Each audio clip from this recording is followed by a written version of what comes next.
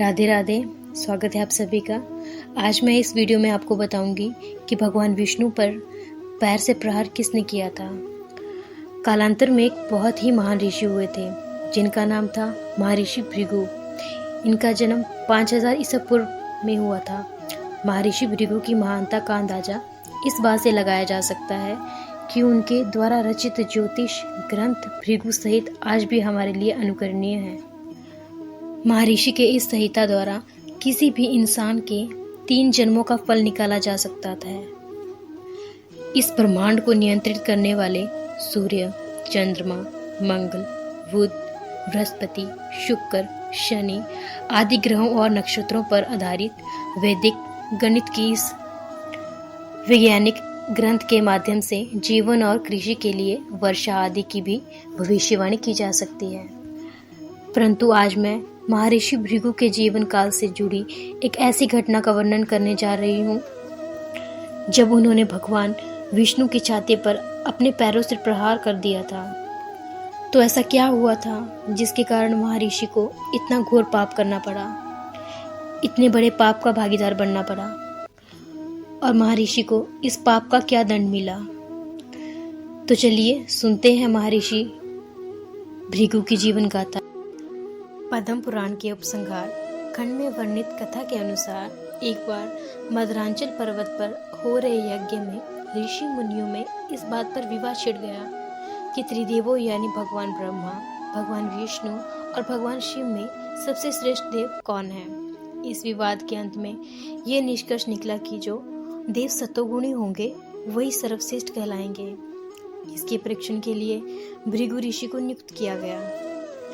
त्रिदेवों की परीक्षा लेने के क्रम में भृगु ऋषि सबसे पहले ब्रह्मलोक पहुंचे। वहां जाकर वो बिना कारण ही ब्रह्मा जी के ऊपर क्रोधित हो गए और ये कहने लगे कि आप सभी ने मेरा यहाँ अनादर किया है। ये देख ब्रह्मा जी को भी क्रोध आ गया और उन्होंने कहा कि तुम अपने पिता से ही आदर की आशा रखते हो।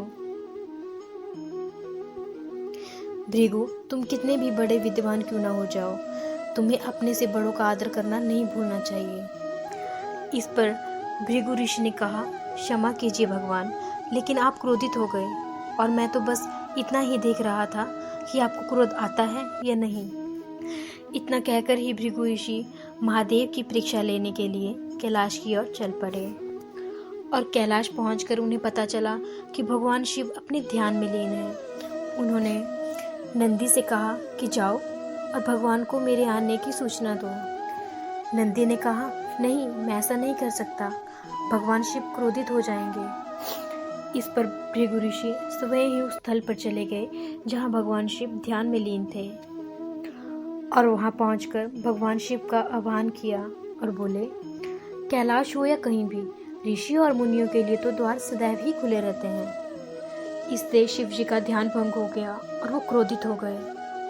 भगवान शिव ने कहा, भृगु, तुम्हारी मौत तुम्हें यहाँ लेकर आई है, आज तुम्हारी मृत्यु निश्चय है, मैं अभी तुम्हें भस्म किए देता हूँ। तभी माता पार्वती वहाँ आ गई और भगवान शिव से भृगु ऋषि के प्राणों की रक्षा करने के लिए निवेदन करने लगी और उन्हें ये बताया कि इसमें भृगु ऋषि की कोई गलती नहीं है, वो तो बस पृथ्वी के सभी ऋषि मुनियों का मार्गदर्शन करना चाहते हैं।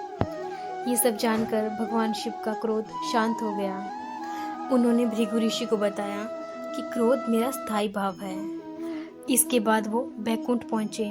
वहां पहुंचकर उन्होंने देखा कि भगवान विष्णु निद्रा की अवस्था में थे।